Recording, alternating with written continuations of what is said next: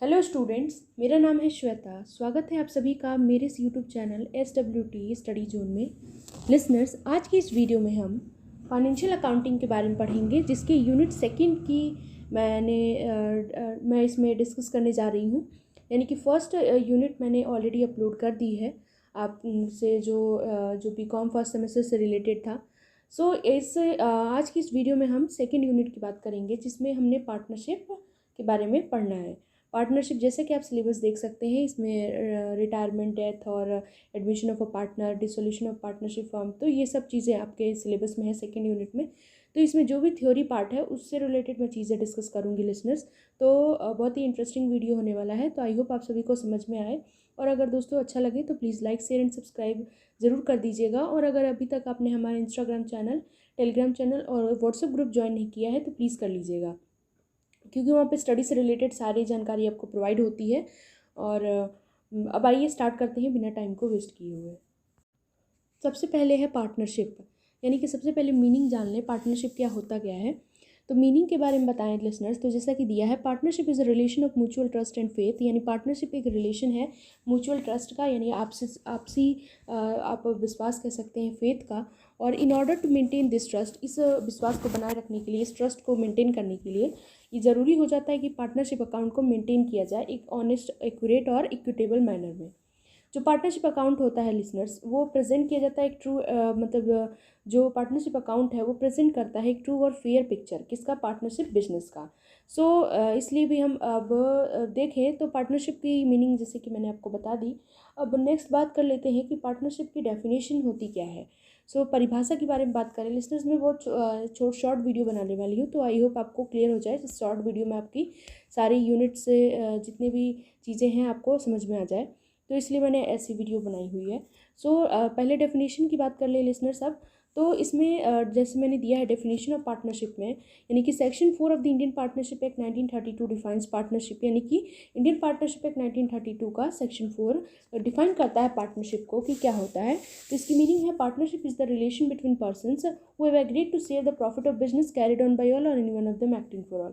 यानी कि एक रिलेशन होता है पर्सन्स के बीच जो कि अपने प्रॉफिट को, बिजनेस के प्रॉफिट को शेयर करते हैं। लिसनर्स, पार्टनरशिप से रिलेटेड मैंने ऑलरेडी वीडियो अपलोड कर चुकी हूँ मैं। बिजनेस में ये जो था आपको फॉर्म्स ऑफ बिजनेस ऑर्गेनाइजेशन, इसमें मैंने sole proprietorship, partnership, joint stock company, Hindu undivided family, इस सब के बारे में डिटेल में डिस्कस किया हुआ है। तो आपको पार्टनरशिप के बारे में डिटेल में जानना हो तो उस वीडियो को ज़रूर देख लें। अब बात कर लेते हैं मेन फीचर्स क्या होते हैं, कैरेक्टरिस्टिक्स क्या होते हैं पार्टनरशिप की, यानी कि क्या क्या इसके मेन फीचर्स कह सकते हैं, एसेंशियल एलिमेंट्स कह सकते हैं पार्टनरशिप की। तो इसके बारे में बात करें तो सबसे पहला है 2 और मोर पर्सन्स, यानी कि कम से कम पार्टनरशिप में, इसका मतलब है कि कम से कम पार्टनरशिप में 2 पर्सन होने ही चाहिए। नेक्स्ट है एग्रीमेंट, यानी कि एग्रीमेंट, यानी पार्टनरशिप एक रिजल्ट है किसका, एग्रीमेंट का, यानी कि partnership is the result of an agreement. ये कब आता है, ये एग्जिस्टेंस में आता ही तब है किसी एग्रीमेंट के द्वारा आता है, ना कि सिर्फ किसके द्वारा, ऑपरेशन ऑफ लॉ के द्वारा। नेक्स्ट बात करें existence of business and profit motive, यानी कि पार्टनरशिप को फॉर्म ही किया जाता है किस पर्पज़ से, कोई बिजनेस के पर्पज़ से कैरी करने के लिए, यानी कि ये इंटेंशन हो उसमें कि हमको प्रॉफिट अर्न करना है, और वो बिजनेस कैसा होना चाहिए, लीगल होना चाहिए। नेक्स्ट बात करें शेयरिंग ऑफ प्रॉफिट, यानी कि जो एग्रीमेंट बनता है पार्टनर्स के बीच में, वो उसका एम क्या होता है कि जो भी बिजनेस का प्रॉफिट होगा वो शेयर करेंगे। नेक्स्ट बात करते हैं relationship of principal and management, जैसे कि इसमें है कि सारे जो पार्टनर होते हैं एक एजेंट होते हैं और फर्म के पार्टनर भी होते हैं। तो अगर एजेंट के तौर पे देखें तो इसमें क्या होता है, तो इसमें listeners, an agent because he can bind the other partner by his act, bind कर देता है दूसरे पार्टनर को अपने एक्ट के द्वारा, और एंड अ प्रिंसिपल के द्वारा। और इसमें बताया गया है because he himself can bound by the act of other partner, क्योंकि वो भी किसी और के द्वारा बाउंड किया गया होता है, यानी किसी अदर पार्टनर के द्वारा। तो इसमें कुछ खास नहीं था। लेकिन नेक्स्ट बात कर लें, अगर जैसे कि नेक्स्ट जो फीचर है वो है business carried on by all और any one of them acting for all, यानी कि इसका मतलब होता है लिसनर्स कि जैसे कि मैंने ये जो देखिए, आपने जो भी फीचर्स इसमें पढ़े हैं वो सब के सब जो मैंने अपनी डेफिनेशन ऊपर बताई है उसी से रिलेटेड है। तो अगर आपको डेफिनेशन याद है तो आप उसी से बना करके कैरेक्टरिस्टिक्स भी लिख सकते हैं। तो जैसे कि business carried on by all और any one of them acting for all, इसका क्या मतलब है, तो इसका मतलब है लिसनर्स कि जितने भी पार्टनर होते हैं वो पार्टिसिपेट करते हैं कंडक्ट ऑफ बिजनेस में, और सारे पार्टनर्स क्या होते हैं, बंधे हुए होते हैं किसके, एक्ट ऑफ अदर पार्टनर से, किसके रिस्पेक्ट में, firm, in respect to the business of the firm. ये था पार्टनरशिप की बात, यानी कि अगर फीचर्स की बात करें तो आई होप आपको क्लियर हो गया होगा। नेक्स्ट बात करें राइट्स ऑफ अ पार्टनर की, यानी कि पार्टनर के क्या क्या राइट होते हैं लिसनर्स। तो इसमें क्या है कि जितने भी पार्टनर हैं, जैसे कि मैंने दिया है, every partner has the right to share profit और loss with other partner in the agreed ratio, यानी कि जितने पार्टनर हैं उनके पास ये राइट है कि वो प्रॉफिट एंड लॉस को शेयर करें दूसरे पार्टनर के साथ, जो भी रेशियो है उसमें। नेक्स्ट है every partner has the right to take part in the conduct of business, यानी सारे पार्टनर को अधिकार है कि वो किसमें जो भी पार्ट मतलब ले सकें, यानी कि किसमें, कंडक्ट ऑफ द बिजनेस में। नेक्स्ट है कि जितने भी पार्टनर हैं उनके पास राइट है इंस्पेक्ट करने का, एंड उनके पास बुक्स ऑफ अकाउंट की कॉपी भी होनी चाहिए। और जितने भी पार्टनर होते हैं उनके पास राइट होता है, एवरी पार्टनर के पास राइट है कि वो किसी भी न्यू पार्टनर के एडमिशन को डिसअलाउ कर दे। तो ये थी राइट ऑफ अ पार्टनर। अब नेक्स्ट बात कर ले लिसनर्स, तो इसमें ही आती है पार्टनरशिप डीड, यानी कि अगर पार्टनरशिप डीड की बात करें तो पार्टनरशिप डीड क्या होता है। इसमें देखते हैं, since partnership is the outcome of an agreement, यानी पार्टनरशिप आता है किसकी वजह से, एक एग्रीमेंट की वजह से आता है। It is essential that there must be some terms and condition agreed upon by all the partners, यानी कि ये ज़रूरी होता है कि कुछ टर्म्स एंड कंडीशन हो उसमें, जो भी पार्टनर्स को एग्री करना होता है सारे पार्टनर्स को। सच टर्म एंड कंडीशन में भी आइदर ओरल और रिटन, यानी कि वो जो टर्म्स एंड कंडीशन बनेंगे वो या तो ओरल हो सकते हैं या तो रिटन हो सकते हैं, यानी कि मौखिक या लिखित हो सकते हैं। The law does not make it compulsory to have a written agreement, यानी कि लॉ जो होती है वो ये कंपल्सरी नहीं करती कि ये रिटन एग्रीमेंट ही होना चाहिए। सो इस मिसअंडरस्टैंडिंग और डिस्प्यूट्स को हटाने के लिए, यानी कि in order to avoid all misunderstanding and disputes, it is always the best course to have a written agreement duly signed and registered under the act, यानी कि जितने भी मिसअंडरस्टैंडिंग है, डिस्प्यूट्स को हटाने के लिए ये सबसे अच्छा रहता है कि हम रिटन एग्रीमेंट बनाएं जो कि ड्यूली साइंड हो और रजिस्टर्ड हो इस एक्ट के थ्रू, मतलब अंडर में। फिर सच है written agreement which contains the terms of agreement, यानी कि ये रिटन एग्रीमेंट जो कि सब टर्म्स ऑफ एग्रीमेंट कंटेन करता है, इसी को हम पार्टनरशिप डीड कहते हैं, यानी कि it's called partnership deed. It is also called articles of partnership, यानी कि इसको हम क्या कहते हैं, और आर्टिकल्स ऑफ पार्टनरशिप भी कहते हैं। सो ये रही पार्टनरशिप की बात लिसनर्स। तो इसमें अब आगे नेक्स्ट बात कर लें कि कौन कौन से रूल्स एप्लीकेबल होते हैं किसके, in the absence of partnership deed, अगर पार्टनरशिप डीड ना रहे तो कौन कौन से रूल्स एप्लीकेबल होंगे। तो इसमें है पहला प्रॉफिट शेयरिंग रेशियो, यानी प्रॉफिट शेयरिंग रेशियो की बात करें तो प्रॉफिट और लॉस क्या होता है, इक्वली शेयर होता है irrespective of their capital contribution. Next है इंटरेस्ट ऑन कैपिटल, यानी कि कोई भी इंटरेस्ट ऑन कैपिटल अलाउ नहीं किया जाता है, यानी कि no interest on capital shall be allowed to the partners, यानी कोई इंटरेस्ट ऑफ कैपिटल अलाउ नहीं किया जाता है पार्टनर्स को। नेक्स्ट है इंटरेस्ट ऑन ड्राइंग, यानी कि कोई भी इंटरेस्ट नहीं चार्ज किया जाता है ड्राइंग पे, यानी no interest is to be charge on drawing. Next है सैलरी टू अ पार्टनर, कोई भी पार्टनर सैलरी के लिए इंटाइटल नहीं है, कोई भी कमीशन के लिए, कि जो भी फर्म की बिजनेस जो भी चल रही है मतलब उसमें पार्ट करने के लिए, जैसे कि no partner is entitle to any salary और commission for taking part in running the firm business, तो ये इसमें था।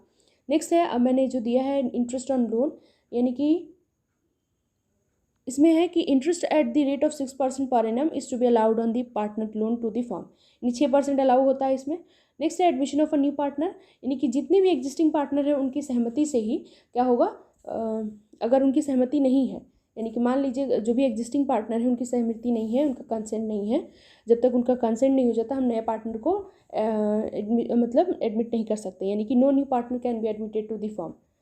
सो इसमें जैसे कि क्या है कि जब भी पार्टनर्स की सहमति होगी तभी कोई नया पार्टनर आ सकता है, तो इसमें है कि without the consent of all existing partner, यानी कि बिना एग्जिस्टिंग पार्टनर के सहमति के कोई भी नया पार्टनर एडमिटेड नहीं हो सकता फर्म में। ये था आपका रूल्स। अब नेक्स्ट बात कर ले लिसनर्स कि नेक्स्ट जो मैंने आपको मतलब इसमें है आगे उसके बारे में बात करें तो एडमिशन ऑफ अ पार्टनर की, यानी कि जब नया पार्टनर आता है तो क्या होता है। सो एडमिशन ऑफ पार्टनर की बात करें तो इसमें दिया हुआ है मैंने, admission of partner is one of the modes of reconstitution of a partnership firm, यानी कि एडमिशन ऑफ पार्टनर एक मोड है रिकॉन्स्टिट्यूशन ऑफ पार्टनरशिप फर्म का, under which existing agreement comes to an end and new one comes to into existence, यानी कि जो पहला वाला जो एग्रीमेंट होता है वो समाप्त हो जाता है और नया एग्रीमेंट आता है। New agreement deed, new partnership deed is prepared at the time of admission of a new partner. यानी कि जो न्यू पार्टनरशिप डीड होता है वो कब प्रिपेयर होता है, जब भी नए पार्टनर की एंट्री होती है, यानी कि at the time of admission of a new partner. As the old partnership deed comes to an end, क्योंकि जो पुराना पार्टनरशिप डीड होता है वो समाप्त हो जाता है। According to section 31 under section 1 of the Indian partnership act, यानी कि section 31 under section 1 Indian partnership act के तहत a new partner can be admitted only with the consent of all the existing partner. यानी कि नया partner तभी आ सकता है जब जो पहले के जो पार्टनर्स हैं उनकी सहमति हो। Eight the time of admission the new partner brings his share of goodwill and capital. यानी कि जब भी एडमिशन होता है उस टाइम पे जो नया पार्टनर होता है अपने साथ क्या ले आता है, गुडविल और कैपिटल भी लाता है। Old partner sacrifice share of their profit in his favour. यानी जो ओल्ड पार्टनर्स होते हैं कुछ अपने मतलब प्रॉफिट को का शेयर जो होता है सेक्रीफाइस करते हैं उसके फेवर में, और वो कब पाते हैं, and thus he gets a share in the future profit of the firm. जब भी फर्म की फ्यूचर प्रॉफिट होगी फर्म में तो वो तब पाएंगे। सो ये था आपका एडमिशन ऑफ अ पार्टनर में लिसनर्स। क्योंकि इसमें सिर्फ प्रैक्टिकल पोर्शन है तो इसमें थोड़ा सा थ्योरी मैंने डिस्कस कर दिया। अब नेक्स्ट अब अगर हम बात कर लें, नेक्स्ट जो आपका इंपॉर्टेंट टॉपिक है यानी कि आपके सिलेबस में जो दिया हुआ है, यानी रिटायरमेंट और डेथ ऑफ अ पार्टनर। सो इसके बारे में बात करें तो रिटायरमेंट ऑफ अ पार्टनर के बारे में बात करें लिसनर्स, तो इसमें क्या है, a partner has the right to retire from the firm after giving due notice in advance. यानी कि पार्टनर के पास राइट है कि वो फर्म से रिटायर हो जाए, लेकिन एक पहले से वो नोटिस दे दे। Old partnership comes to an end after the retirement of partner. यानी कि जो पुराना पार्टनरशिप होगा वो खत्म हो जाएगा, समाप्त हो जाएगा कब कोई भी अगर पार्टनर रिटायर हो रहा है तो। But the firm continue and लेकिन फर्म कंटिन्यू करेगी and a new partnership comes into existence between the remaining partners. और नया पार्टनरशिप आ जाएगा जो भी बचे हुए पार्टनर्स होंगे उनके बीच। So a retiring partner is entitled to get the following. यानी कि कुछ मिलता है उनको, जैसे कि शेयर इन गुडविल, और फिर आता है शेयर इन रिजर्व्स, फिर आता है share in revolution of asset and liabilities. तो ये था रिटायरमेंट ऑफ अ पार्टनर में लिसनर्स। अब अगर मैं आपसे बात करूँ, यानी कि इसमें जो गेनिंग रेशियो होता है, यानी कि दो रेशियो इसमें इंपॉर्टेंट है, जैसे कि गेनिंग रेशियो हो गया और आपका नेक्स्ट बात करूँ तो सेक्रीफाइसिंग रेशियो। तो इसके बारे में भी डिस्कस कर लेते हैं। तो गेनिंग रेशियो की मीनिंग क्या होती है, यानी कि it is calculated when a partner retire और डाई। यानी कि तब कैलकुलेट किया जाता है जब पार्टनर रिटायर हो। व्हेन अ पार्टनर रिटायर और die his share of profit is taken over by the remaining partner. यानी जब भी पार्टनर रिटायर हो जाता है तो उसका जो शेयर ऑफ प्रॉफिट होता है वो रिमेनिंग पार्टनर ले लेते हैं। The ratio in which the remaining partner share increases is called the gaining ratio. यानी कि वो रेशियो जिसमें रिमेनिंग पार्टनर की शेयर इंक्रीज कर जाए उसको हम गेनिंग रेशियो कहते हैं। तो ये था आपका गेनिंग रेशियो के बारे में लिसनर्स। अब सेक्रीफाइसिंग रेशियो के बारे में बता दूं मैं आपको कि क्या होता है। तो ये it is the ratio in which the old partner surrender a part of their share in favour of new partner.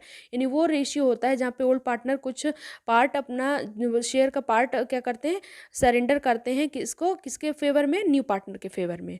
तो सेक्रीफाइसिंग रेशियो कैलकुलेट कब होता है, sacrificing ratio is calculated at the time of the admission of a new partner. और sacrificing ratio हम calculate करते हैं जब भी नया पार्टनर आता है। तो ये थी इसके बारे में बात। तो आई होप आपको ये भी लिसनर्स अच्छे से क्लियर हो गया होगा कि क्या होता है। नेक्स्ट अगर हम बात कर ले, यानी कि आपका एक और जो टॉपिक है इंपॉर्टेंट टॉपिक, यानी आपके सिलेबस के अंडर में, तो उसके में है dissolution of a partnership firm. तो अब इसके बारे में लिसनर्स बात करें कि ये होता क्या है। तो सबसे पहले मैं स्टार्ट करती हूँ कि ये क्या होता है, जैसे कि इसमें क्या क्या है। जैसे थ्योरी पार्ट की सिर्फ बात करूँगी मैं। सो इसमें मैंने दिया हुआ है लिसनर्स कि जो इंडियन पार्टनरशिप, जैसे कि डिसोल्यूशन ऑफ पार्टनरशिप फॉर्म में क्या होता है कि इंडियन पार्टनरशिप एक act makes a distinction between dissolution of partnership and dissolution of partnership form. यानी कि इंडियन पार्टनरशिप एक्ट इसके बीच में डिफरेंस बताती है कि डिसोल्यूशन ऑफ पार्टनरशिप क्या होता है और dissolution of a partnership form क्या होता है। तो dissolution of partnership means termination of the old partnership agreement and reconstitution of the form due to admission, retirement and death of the partner, death of a partner. यानी कि dissolution of partnership का मतलब होता है कि old partnership agreement का terminate होना और रिकंस्ट्रक्शन होना फर्म का, किसकी वजह से, due to admission, retirement and death of a partner. So ये रही इसकी बात। नेक्स्ट बात करें डिसोल्यूशन ऑफ पार्टनरशिप फर्म की, तो इसका क्या मीनिंग होता है। तो dissolution of partnership firm means that the firm closes down its business and comes to an end. यानी कि अपना बिजनेस बंद करके फिर समाप्त हो जाता है। On the dissolution of the firm the asset of the firm are sold. यानी कि जब भी फर्म डिसॉल्व होती है तो जो फर्म की जो एसेट्स होती हैं वो सोल्ड की जाती हैं and liabilities are paid off, liability pay की जाती हैं and out of the remaining amount, और जो रिमेनिंग अमाउंट बचता है the account of partners are settled. So partners को दिया जाता है। तो ये रही इसकी बात। अब नेक्स्ट बात कर ले, इसी में आता है डिसोल्यूशन ऑफ पार्टनरशिप में, यानी partnership is deem to be have been dissolve in any of the following cases, यानी इस केस में ये डीम है कि ये डिसॉल्व होंगे, जिससे कि पहला है in case of change in profit sharing ratio of the existing partner, यानी कि जब भी एग्जिस्टिंग पार्टनर के प्रॉफिट शेयरिंग रेशियो में चेंज आएगा उस केस में, अगर कोई partner in case of admission of a new partner, अगर कोई नया पार्टनर आता है तो, in case of retirement of partner, यानी कि कोई पार्टनर रिटायर होता है तो, फिर ऐसे ऐसे करके मैंने सारे दे रखे हैं। फिर नेक्स्ट बात कर ले लिसनर्स, तो इसमें आई थिंक इतना ही जो कि मैंने इम्पॉर्टेंट था, मुझे लगा कि हाँ इतना होना चाहिए आपके इस सिलेबस में। तो इससे मतलब जो थ्योरी पार्ट है वो मैंने डिस्कस की है लिसनर्स। तो आई होप आपको ये वीडियो क्लियर हो गया होगा कि क्या क्या मैंने जो भी टॉपिक्स बताए सब चीज़ समझ में आ गया होगा। आई होप आपको सारी चीज़ समझ में आ गई होंगी। तो अच्छा लगा हो तो please like share and subscribe करना ना भूलिएगा, और इस वीडियो से रिलेटेड कोई भी इशू है तो आप मेरे कमेंट सेक्शन में कमेंट करके बता सकते हैं। Thank you.